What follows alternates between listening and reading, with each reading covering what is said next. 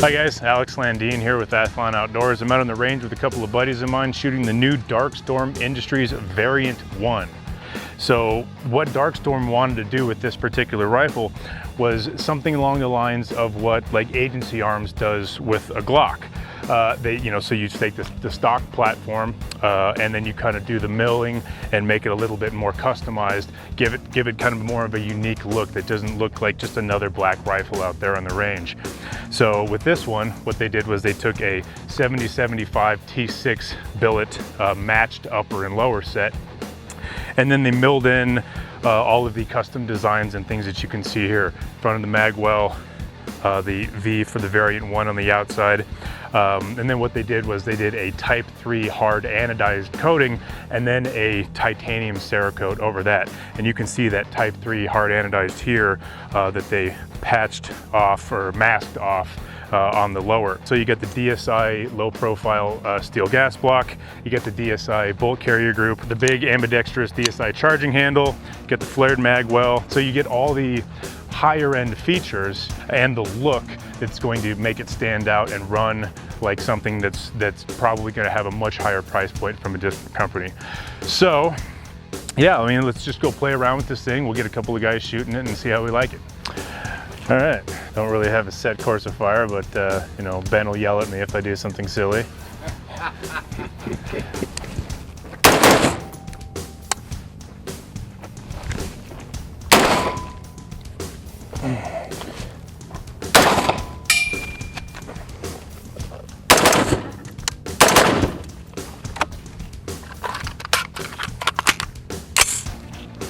Oh yeah, he told me not to shoot the steel. I remember. It's got a pretty positive reset. You'll probably feel that when you run it.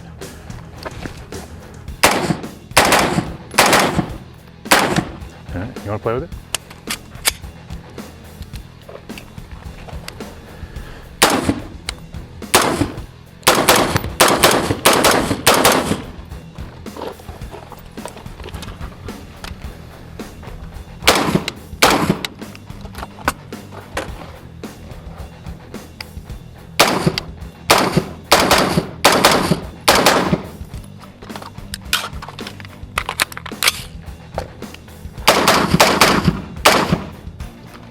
Took his hat out.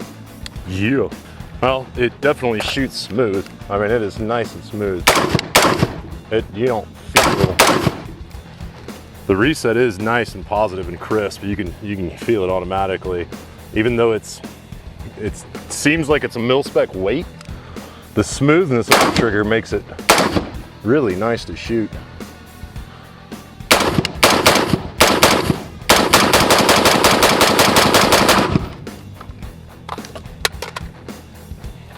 So it's nice being behind the brake. It's always a little grumpy being on the sides of the brake. Yeah, sure. Yeah, that muzzle device, it definitely keeps that draw down. I mean, it's almost like a Landtech, if not better. But I like that thin handguard. You like them thin like that? Mm-hmm. Yeah, nice and thin. Even being a carbine length gas, it's really super smooth. Does it have what weight is the buffer? It's 3 ounce.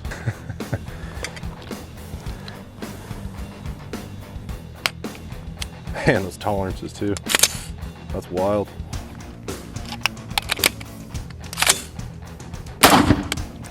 Man, that brake. But it does shoots super smooth.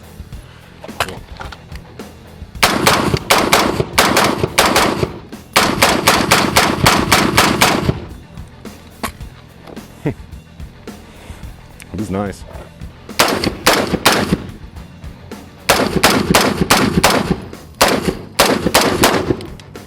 That's a sweet gun. Whew. All right. Granted, we're in Arizona, so it's gonna get hotter faster. It doesn't help when the ambient temperature is about 105 degrees, something like that. But all right, we gotta let that thing cool down. So So another thing that Dark Storm is known for, other than the quality of what they build, is making a version of every one of their platforms that's legal in all 50 states. So the same thing with the Variant 1. So here we have the fixed mag version of the Variant 1. That's a fixed 10-round magazine. So this is going to be legal in all 50 states. So whether you live in a state, you know, New Jersey, Massachusetts, Connecticut, New York, that has some restrictive laws, or in your county you have some restrictions, this version of this rifle is going to be completely legal for you. With a fixed mag, some of the operations are going to be a little bit different because you can't remove the magazine. To load this rifle, there are two ways to do it. The traditional way would be to remove this rear pin and load through the top of the magazine as you would if you had a mag just out on the bench. But what we have here today as well is this product from Bear Flag Defense, and this is an ejection port loader. So this holds 10 rounds, and the way that you would work this is upon emptying your magazine, you take this bullet forward, seat it in this ejection port, and then ram that home.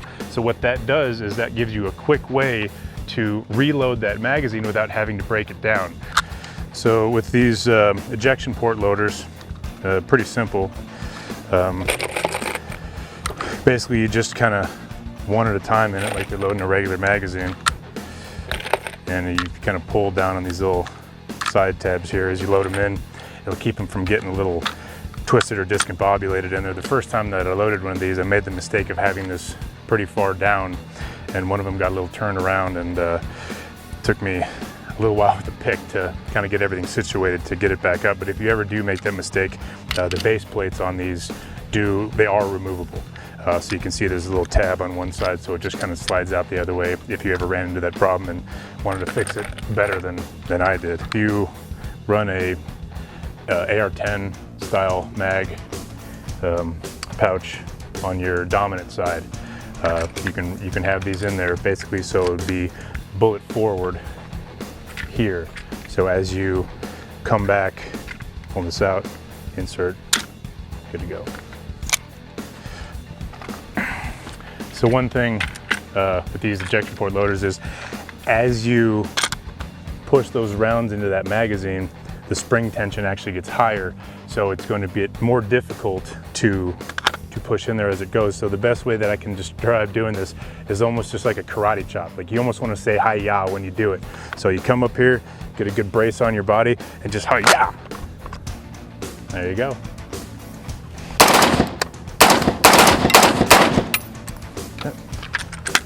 Hi-ya.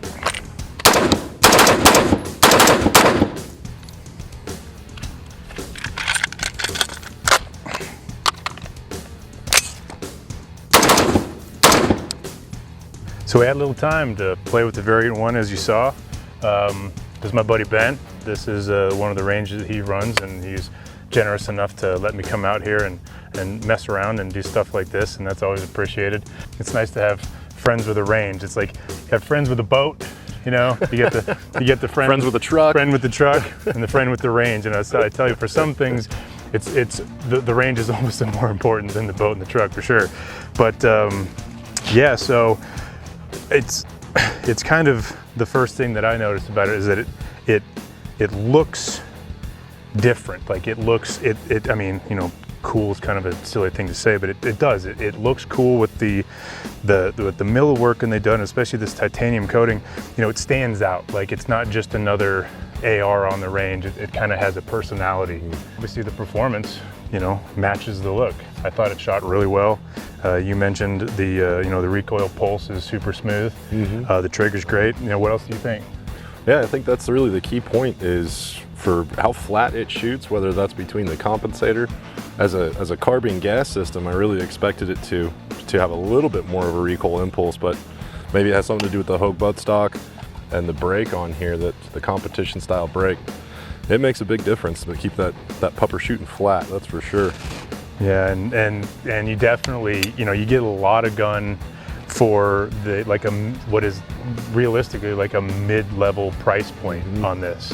So a lot of the features, you get the look, you get the performance for something that you might expect to spend $500 to $1,000 more than what you're gonna buy, what your cost is gonna be. And for the features, and especially how tight they make these guns, where it matters, but also they have the capability to run anything mil spec. But like the fact that you don't get that rattle in between the upper and the lower, like you expect on a lot of guns. And you can see just the build on this, how smooth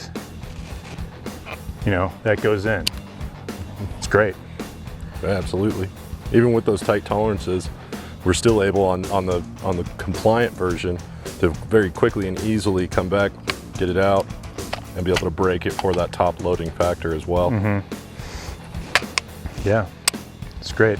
And talking about the compliant version, the fixed mag version, shooting ARs and training with ARs it's a fun thing. Absolutely. Yeah. And having to take the time to break that down and load everything individually, it takes time away from it. You can't really train as effectively, but to have an option like this you saw how quick it was in the video, to get those 10 rounds bang in there, it gives you the opportunity to have more fun and have a more fun range experience. Oh, absolutely. You're spending half as much time loading or charging mags as you would actually being out there to be able to train. Right. And you can, with a couple of these, you can run through, any scenario that you want and not feel like, you're trying to call a timeout in the middle of the fight to reload. Exactly. So, great option for people that this is the direction that they'd have to go. And like I said, Darkstorm Industries offers compliant rifle styles in pretty much all of their, everything that they build. So whether you're looking for something like this, the Variant 1, or any of their other great options, just go check out the website, Darkstorm Industries, and give it a look. Well, I had a good time out here on the range shooting these, burning up a little bit of that expensive ammo, not too much though. It's always a pleasure, Alex. I think Ben shot some of his too, so I'm grateful for that. I got a little bit left in my can over there. So, well, yeah, that kind of wraps it up. If you, like I said, if you want more information, go check out their site and give it a look. But, final thoughts, it's a great looking rifle, runs great, shoots great. I don't know what you could ask for something in this price range. So, yeah, exactly. Yeah. Thanks for your time. See you next time.